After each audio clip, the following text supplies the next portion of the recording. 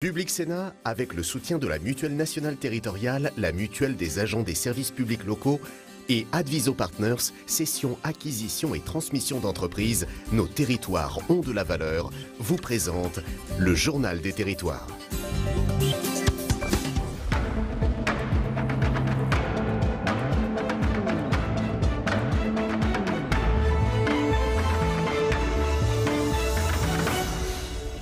Bonjour à tous et bienvenue en ce lundi sur notre plateau, le JT des territoires dans un instant, puis Territoire d'info, puis l'actualité parlementaire et politique.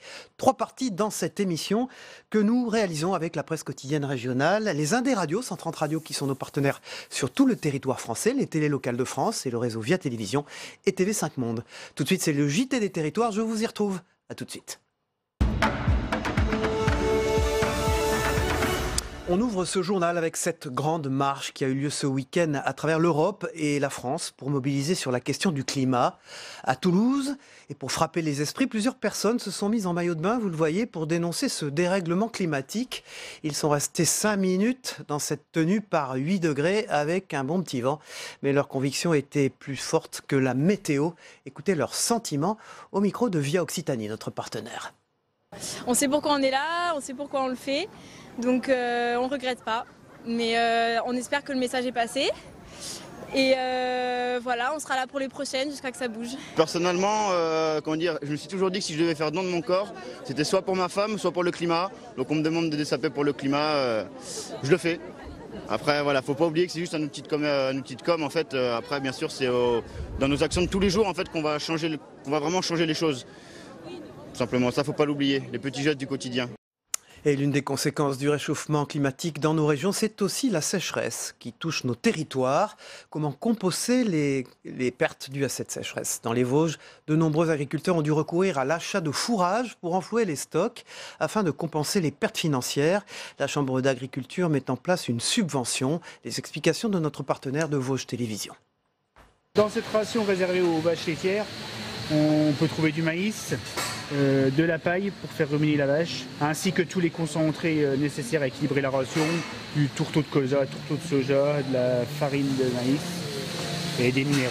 Une nourriture devenue très précieuse dans la plupart des fermes du département. Avec une sécheresse sans précédent ces derniers mois, nombreux sont les agriculteurs qui ont manqué de fourrage pour leurs animaux. À Légéville et Bonféis, cette exploitation laitière n'a pas échappé à la disette. Dès le mois d'août, nous avons réservé 10 hectares de maïs sur pied à un agriculteur voisin qui n'avait pas besoin, donc voilà, on sentait qu'on allait être juste en maïs, donc on a fait ça. Et nous avons commencé à nous séparer d'animaux.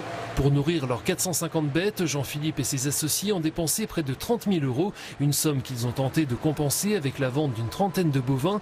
Pour l'instant, le manque à gagner ne s'est pas encore fait sentir, mais cela ne saurait tarder. À court terme, pas forcément. Le problème, c'est que nous, les décapitalisations qu'on a fait en vendant des mâles fait qu'on a fait quand même une rentrée d'argent aujourd'hui. Mais cette rentrée d'argent aurait dû être faite dans 3-4 mois et voilà, c'est dans plusieurs mois que va se poser le problème, je pense. Dans une filière agricole déjà très affaiblie, la région met en place une aide permettant de financer le fourrage acheté par les éleveurs entre début juillet et fin décembre à hauteur de 25%. Une subvention qui sera appuyée également par des aides départementales, mais la solution est provisoire. Il faut surtout trouver le moyen de pérenniser l'activité dans un contexte de réchauffement climatique. Il y a un travail agronomique à faire, mais il y a aussi un travail à faire sur avoir plus de bâtiments de stockage et puis la gestion de l'eau. Parce qu'il faut aussi qu'on voit comment on gère l'eau. Alors c'est vrai pour l'élevage, mais c'est vrai aussi pour toutes les nouvelles productions qu'on voudrait mettre en place. Quand on parle de maraîchage, sans eau, ça va être compliqué. Dans cette grande région, on a vraiment tous les atouts pour organiser cette autonomie alimentaire entre les producteurs de grandes cultures, entre les éleveurs, pour vraiment essayer de mettre en place une filière vertueuse pour assister et aider l'élevage à passer les caps difficiles. Pour l'heure, un guichet départemental unique ainsi qu'un numéro vert ont été mis en place à la Chambre d'agriculture des Vosges afin d'aider les éleveurs impactés par la sécheresse. Ces derniers ont jusqu'à la fin du mois de janvier pour effectuer les démarches. Pollution maintenant, des plages bretonnes fermées pour la mauvaise qualité de leurs eaux de baignade. En février, c'est moins grave, mais ça peut durer. Les plages bretonnes sont fermées, celles du Ried Douarnenez. Et sur ordre de l'Agence régionale de santé, elles le resteront. L'an dernier, ce sont des plages du nord du Finistère qui subissaient la même interdiction. Une sentence qui fait suite à 5 ans de mauvais résultats de la qualité des eaux de baignade. Sophie Lecroisier pour la chaîne TBO, la chaîne du groupe Le Télégramme. Le panneau n'est pas encore installé, pourtant la plage du Ried à Douarnenez vient d'être fermée à la baignade pour 1 an à cause d'une pollution bactériologique. L'ARS, Agence régionale de santé, a donc tranché. Il aurait mieux valu agir en amont et notamment du côté des agriculteurs. Je ne comprends pas pourquoi il n'y a pas le Total-Égout obligatoirement dans une ville comme Douarnenez. C'est lamentable, mais c'est à l'image du monde d'aujourd'hui, quoi. On va interdire la baignade au lieu de traiter le problème en amont. En 2013, des prélèvements établissaient les causes de cette pollution, à 50% bovine et à 40% humaine. Depuis 5 ans, les recherches n'ont pas permis d'établir un nouvel état des lieux précis. Les élus du secteur, l'ARS et la préfecture ont donc décidé d'affiner les recherches.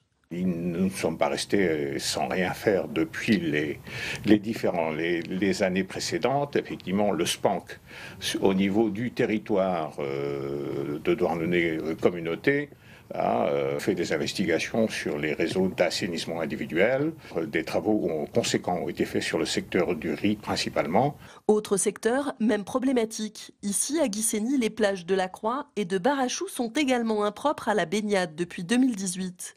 Ici aussi, la côte est encerclée de zones agricoles et l'assainissement est en travaux. On va dire ça fait maintenant une petite décennie que les choses sont prises un peu plus à bras-le-corps et donc on a vraiment bon espoir que les efforts à terme, mais ça nécessitera plusieurs années pour arriver à une qualité suffisante dans sa moyenne. Pour les associations de protection de l'environnement, les annonces de fermeture ne sont pas surprenantes. Les élus s'attaquent à l'origine humaine, d'accord, à grands frais du contribuable. Mais l'origine bovine, ils ne font rien. Ils disent c'est pas nous, c'est à l'administration de faire son devoir. Mais l'administration, qu'est-ce qu'elle fait? Elle dit que tout est aux normes, évidemment. Une dizaine de plages sont sous surveillance en Bretagne, comme celle de Ploudalmézeau et de Landunvez.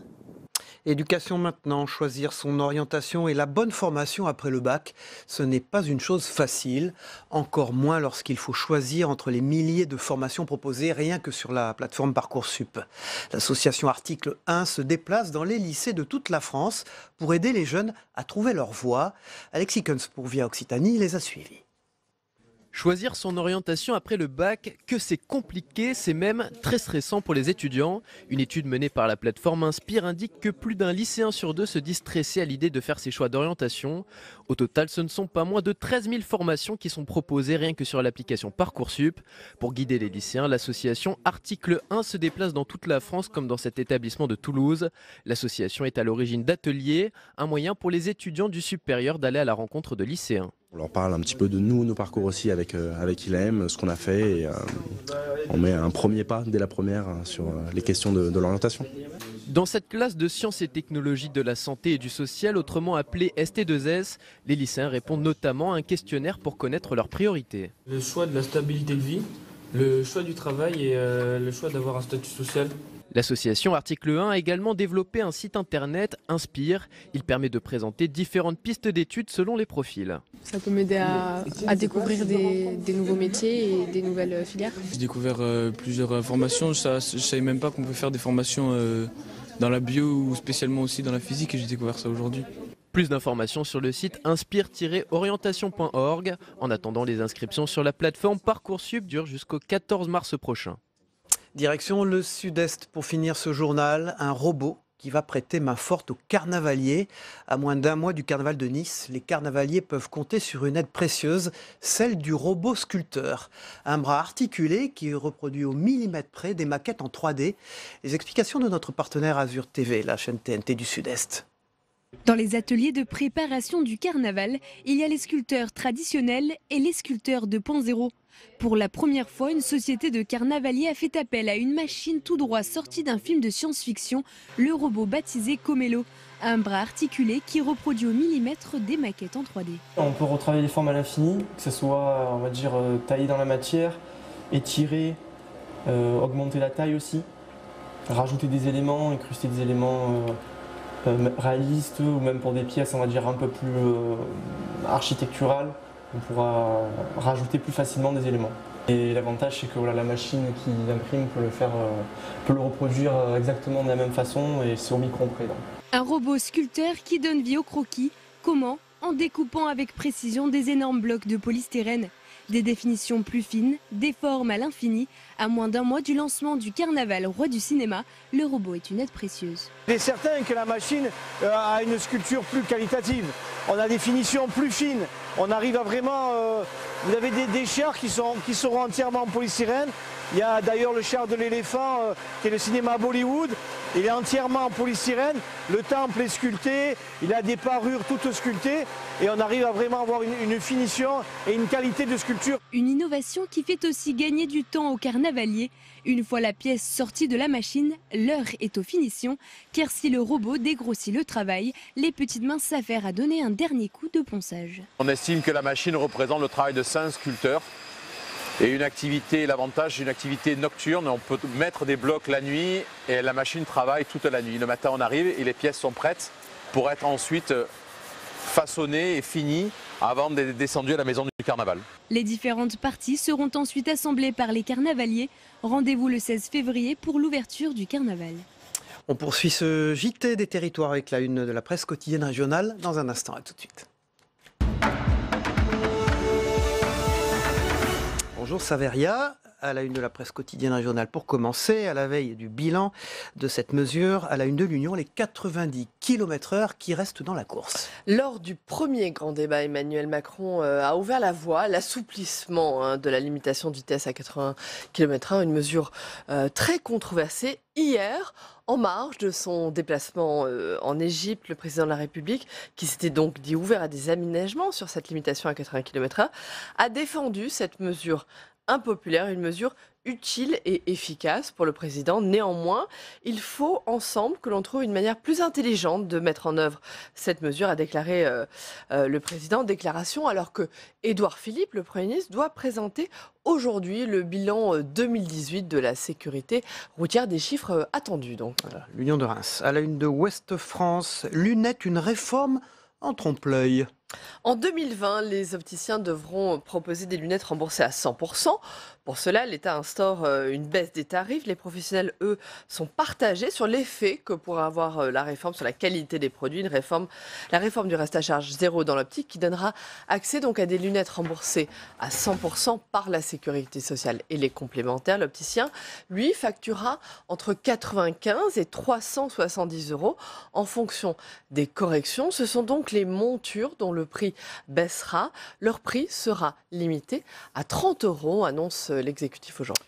Et à la une du Dauphiné, une photo de Carlos Ghosn et de Bruno Le Maire. À la une du Dauphiné, une loi pour encadrer les rémunérations des grands patrons. L'État veut encadrer les rémunérations des grands patrons et leur parachute doré. C'est ce qu'a annoncé le ministre de l'économie et des finances, Bruno Le Maire, hier, alors que la rémunération justement et les indemnités de départ de Carlos Ghosn font polémique. Le patron déchu de Renault-Nissan pourrait toucher plus d'une dizaine de millions d'euros d'indemnités.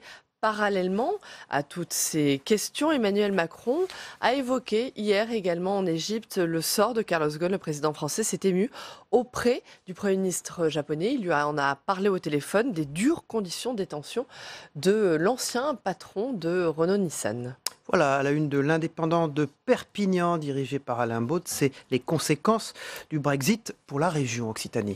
Mardi, demain, les députés britanniques accepteront ou refuseront le plan B de sortie de crise de Theresa May. En cas de refus, le Royaume-Uni deviendra un pays tiers de l'Union européenne le 30 mars. Le tourisme, l'immobilier, mais aussi la viticulture des Pyrénées-Orientales seront plus ou moins impactés. On ne sait pas exactement ce qui va se passer, ni exactement quand, se désole un viticulteur catalan qui exporte justement une grande partie de sa production outre-Manche. Ce qui est certain, c'est que les formalités douanières seront appliquées aux marchandises exportées et importées. La douane française a d'ailleurs recruté 700 agents supplémentaires pour faire face à ces futures formalités. Reportage, témoignage à lire donc dans votre quotidien. On termine avec le candidat français. Il a 19 ans à l'Eurovision, à lire dans la version numérique de Nice Matin. Il s'appelle Bilal Hassani, il a 19 ans, il va représenter la France à l'Eurovision. Avec ses perruques, son maquillage, son look, il est devenu en quelques semaines une sensation sur les réseaux sociaux, Internet. Il doit toutefois faire face à une véritable campagne de haine. Celui qui se définit comme un arabe avec une perruque est défendu par toutes les associations homophobes. Remarqué par Janet Jackson, Bilal Hassani doit sortir son premier album au printemps. Avec une chanson coécrite par Madame Monsieur. Merci absolument. Saveria, on vous retrouve en troisième partie de l'émission pour l'actualité parlementaire. Tout de suite, on passe au Club de la Presse dans un instant.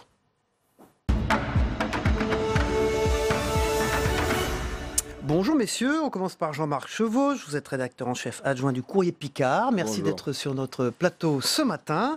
Et bonjour Jean-Louis Picot, régulier de cette matinale d'info, rédacteur en chef du supplément Écho du Parisien. Avec vous, on va parler dans un instant des auto-entrepreneurs. Le tracé définitif se précise sur le canal Seine-Nord. Parlez-nous tout d'abord de ce canal dont on parle depuis des mois. Et des années. C'est un très vieux dossier. C'est un dossier qui doit avoir plus de 10 ans. Mais bon, en 2011, on y a beaucoup cru puisque Nicolas Sarkozy était venu inaugurer l'abaissement de l'A29 pour préparer la percée du canal. Et Pourquoi ça a pris 30 ans d'ailleurs ? Et parce que les gouvernements successifs ont du mal à se décider quand il s'agit de milliards. Et le gouvernement de François Hollande, par la voix de Frédéric Cuvillier, qui était ministre des Transports à l'époque, avait dit que le projet à 4 milliards d'euros de l'époque était sous-évalué. On en est à 7 milliards aujourd'hui, dont 42% pris en compte dans les fonds européens qui ont été débloqués. Et donc, c'est ce qui avait conduit Xavier Bertrand à dire je prends le projet en main et la société de projet dépendra de la région. Et voilà où on en est, puisque Édouard Philippe, en juillet 2017, lui, avait dit que le projet n'était pas faisable, ce qui avait valu une levée de bouclier des parlementaires des Hauts-de-France et de Picardie. Pourquoi on a besoin de ce canal? Alors pourquoi c'est si important? Il faut lier le port du Havre au Benelux en passant par la Seine, ensuite l'Oise, l'Escaut, pour arriver sur les grands ports fluviaux du nord de l'Europe, de Belgique, qui a beaucoup de leçons à nous donner en matière de canaux, et puis des Pays-Bas, évidemment, où se concentrent les trois quarts du commerce fluvial européen. Qu'est-ce qu'on va transporter? Oh, de tout, des céréales, de tout. Les péniches, alors l'avantage de ce grand canal, c'est que les péniches auraient un gabarit 3, 4, 5 fois supérieur aux péniches dites fraissinées qu'on connaît actuellement. Voilà, donc ça permettra de développer très largement. Alors après, les mauvaises langues disent qu'Édouard Philippe n'avait pas aimé le projet puisque ça donnerait peut-être un peu d'ombre au port du Havre, ville pour laquelle il a gardé une certaine affection. On parle on dit un mot du Courrier Picard, donc c'est un des journaux du groupe Rossel, on a vu la une là, il y a un instant, l'édition d'Amiens. Vous avez aussi une transition numérique heureuse au Courrier Picard, il n'y a pas simplement le journal, le papier, le print comme on dit. C'est une transition qui va entrer dans une phase beaucoup plus active d'ici quelques semaines, puisqu'on va développer davantage l'aspect numérique qui est déjà très développé dans le groupe. Le groupe Rossel est un des groupes les plus en pointe sur ce sujet. Et ça va être encore plus développé où on va vraiment offrir une information numérique premium, immédiate au quotidien. On voit des images d'une conférence de rédaction probablement. Vous êtes combien au Courrier Picard? C'est un des journaux du groupe Rossel, oui, qui possède la Voix du Nord. Il y a 80 journalistes, il y a 120 salariés. 80 journalistes, 120 salariés. Et actualité, évidemment, générale, quotidien régional, d'Amiens, de l'ensemble de la région. La Picardie, de l'ancienne Picardie, parce que maintenant on fait partie des Hauts-de-France. Voilà. Mais bon, on est resté attaché aux 3 départements Picard, la Somme qui est le berceau du journal, l'Oise qui est un département particulier parce que il est quasiment en Île-de-France, même s'il est dans les Hauts-de-France. Et puis l'Aisne, qui est un département très rural. Vous restez avec nous, Jean-Marc Chevauche, le rédacteur en chef du Courrier Picard, dont vous êtes l'adjoint, c'est Michael Tassard. Voilà. Jean-Louis Picot, le Parisien, ce matin, le supplément Écho, comme chaque lundi, c'est les auto-entrepreneurs. Une idée qui fait son chemin, c'est la une. Auto-entrepreneur, c'est synonyme de quoi? presque aussi d'un deuxième métier pour certains, j'ai vu. Alors ça, pour c'est intéressant, certains, un complément de rémunération au fond. Oui, exactement, pas toujours, mais ça peut être le cas pour, par exemple, des gens qui sont à la retraite et qui veulent porter un projet entrepreneurial, compléter leurs revenus et puis aller au bout peut-être d'un projet qu'ils avaient. Alors ça, c'est d'un côté. À l'autre côté de l'échelle des âges, il y a même des étudiants qui peuvent se lancer en tant qu'auto-entrepreneurs pour, là aussi, tester un projet. Donc il y a toutes sortes de métiers, d'activités. Et puis, depuis quelques années, l'activité, elle s'est encore développée avec l'ubérisation et le numérique, puisque c'est ça qui est assez impressionnant, c'est que finalement, en avance, c'est comme si ce statut d'auto-entrepreneur avait anticipé l'explosion de certaines activités qui sont arrivées vers les années 2014-2015, sachant que le statut, lui, maintenant, il fête ses 10 ans. Au départ, c'était une façon de décomplexifier justement les procédures pour se lancer dans une activité entrepreneuriale, et puis aussi de favoriser, bien sûr, la création d'entreprises. Mais c'est vrai que tout de suite, on a senti que ça allait bien au-delà de cette question de la complexité, puisqu'il y avait aussi une aspérité des Français à créer des projets, à lancer leur entreprise, et les chiffres ont été bien au-delà de ce qu'on croyait. Alors, il faut dire, rendre César ce qui appartient à César, c'est Hervé Novelli, l'ex-secrétaire d'État chargé des entreprises, d'ailleurs que vous interviewez dans le Parisien. C'est normal de retrouver un peu le créateur de... Voilà, alors c'est sous Nicolas Sarkozy, il avait été nommé secrétaire d'État chargé des entreprises et du commerce extérieur, qu'il a eu cette idée au fond, quand on lui a attribué dans ce portefeuille ministériel les petites entreprises aussi, et donc il a eu l'idée de le faire. C'est quand même parti d'un politique. C'est parti d'un politique avec, comme on est en France, justement, cette question de la complexité qui existait déjà, bien sûr, il y a 10 ans. Et il nous raconte cela, il s'était interrogé et il avait créé le débat avec différents corps de métier. Ça allait d'avocats à des industriels, à des gens qui étaient dans les services, pour essayer de faire remonter dans ces différentes catégories les problématiques importantes et les projets qu'on pourrait lancer. Et ce qui est remonté beaucoup, justement, c'est cette complication pour lancer son entreprise et le fait qu'avec des charges qui étaient relativement hautes très vite, il y avait beaucoup de gens qui n'osaient pas franchir le pas. Donc on a simplifié l'accès à la création d'entreprise et on a allégé les charges pour ces auto-entrepreneurs. Mais c'est vrai que c'est Hervé Novelli qui, à l'origine, a lancé cette réflexion qui a donné naissance à ce statut. Alors ce qui est intéressant, vous décrivez, vous racontez l'histoire d'un salarié d'un grand cabinet de la Défense dans les Hauts-de-Seine qui au fond cumule ça avec une activité de salarié, s'en sort du coup très bien. Ouais. Et en plus, une autre, Alice Bayeul d'ailleurs, qui est esthéticienne et qui a été désignée millionième auto-entrepreneur, dit qu'en même temps, avec ce statut, elle ne risque pas grand-chose.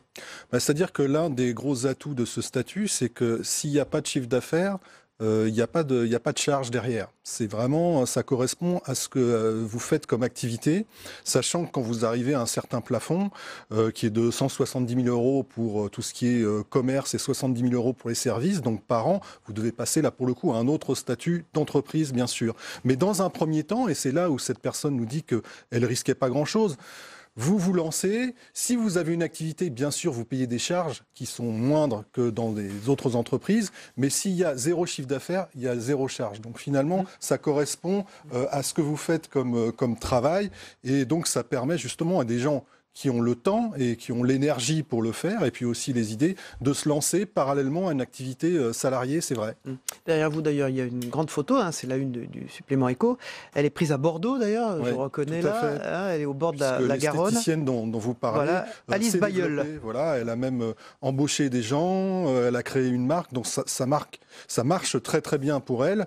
Alors aujourd'hui, le statut, il est un peu peut-être victime de son succès, et je parlais de la fameuse ubérisation. C'est vrai qu'aujourd'hui, le débat qui existe, c'est la couverture de ces auto-entrepreneurs, leur statut, lorsque justement il y a un seul donneur d'ordre, comme c'est le cas pour tous ces gens qui livrent à vélo les repas. Et donc un seul donneur d'ordre, ça veut dire que quand ça s'arrête, à qui doit prendre en charge la couverture? C'est tout le débat d'aujourd'hui. Les fameuses plateformes Uber et autres disent nous c'est pas notre partie parce que justement c'est des auto-entrepreneurs qui doivent prendre en charge. Eux de l'autre côté n'ont pas forcément le chiffre d'affaires justement nécessaire pour s'en charger. C'est tout le débat d'aujourd'hui du statut dans certains cas d'une partie de ces auto-entrepreneurs. Alors il y a deux cas qui sont dans le Parisien aujourd'hui, donc dans les Hauts-de-Seine et à Bordeaux. Est-ce que par exemple à Amiens, voilà, qui est une ville de moindre importance, ça fonctionne aussi. C'est près de la moitié des créations d'entreprises en 2018 qui en sont issues. C'est-à-dire qu'en 2018, on était à quasiment 700 000 nouvelles entreprises en France.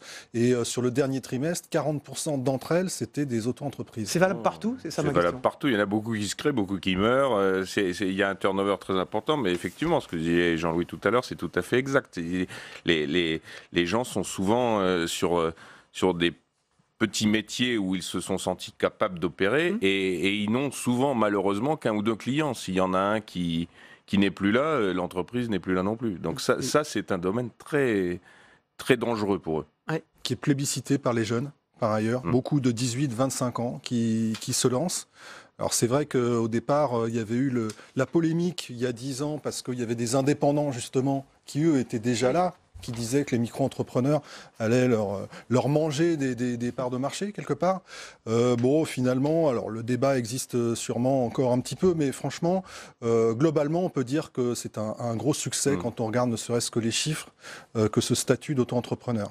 Auto-entrepreneur, une idée qui a fait son chemin, pas qui fait son chemin. Qui a été rebaptisé micro-entrepreneur. Micro-entrepreneur. Aujourd'hui, à la une du Parisien Écho, que vous dirigez Jean-Louis Picot. Et puis pour le Courrier Picard, la une, c'est le tracé définitif se précise. Il s'agit du canal Seine-Nord dont on parle depuis des années. Vous avez raison, Jean-Marc Chevauche, rédacteur en chef adjoint du Courrier Picard. Vous restez tous les deux avec nous pour la deuxième partie de l'émission qui va commencer tout à l'heure après la météo des territoires qu'on va regarder ensemble, le temps qu'il fait en France, mais aussi dans les territoires français d'Amérique, du Pacifique, des Caraïbes, de l'océan Indien. C'est une particularité sur le canal 13 de la TNT. A tout de suite. La météo vous est présentée par l'Assemblée des départements de France.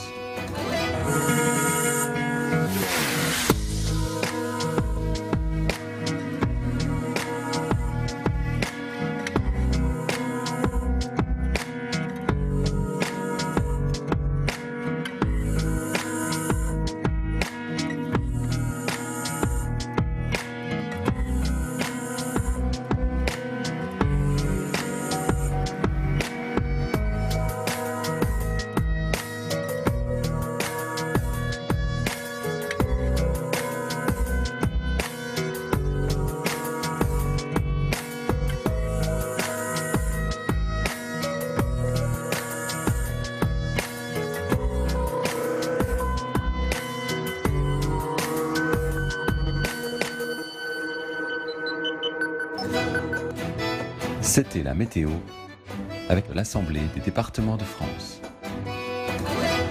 Voilà, maintenant on va se diriger du côté du monde. Un point sur ce que vous devez savoir de l'actualité dans le monde. On va rejoindre le Zap Monde de TV5 Monde, notre partenaire. La marche pour le climat qui a eu lieu à Bruxelles et à Paris d'ailleurs, qui a réuni 70 000 personnes là-bas. Emmanuel Macron qui est au Caire, vous le savez, et les événements au Venezuela. L'opposition marque des points contre le président Nicolás Maduro. A tout de suite.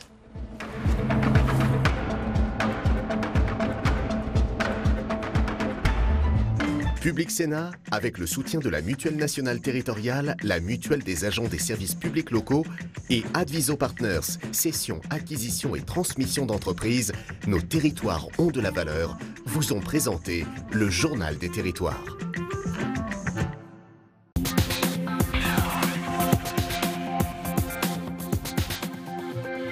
Ils sont des milliers à avoir manifesté partout en France avec un objectif identique, obtenir du gouvernement des actions concrètes face au changement climatique. Une mobilisation encore plus importante en Belgique où le cortège a même démarré plus tôt, poussé par le nombre. Ils sont près de 70 000 à s'être déplacés à Bruxelles, direction le Parlement européen. Je pense que c'est très important de lutter contre le réchauffement climatique et que les politiciens se bougent un petit peu. Sur la question des droits humains, Emmanuel Macron n'a pas de leçon à donner au maréchal Al-Sisi. C'était la réponse de l'Élysée en octobre 2017 à ceux qui s'inquiètent du bilan du régime égyptien et ses 60 000 prisonniers politiques. Mais difficile de fermer les yeux sur une autre réalité pointée par ces ONG internationales. La France est numéro 1 des ventes d'armes à l'Égypte, son plus gros client. Rien de tel qu'une démonstration militaire pour montrer qu'il tient toujours les rênes de son pays. C'est devant un contingent que Nicolas Maduro rappelle que l'armée reste à sa botte.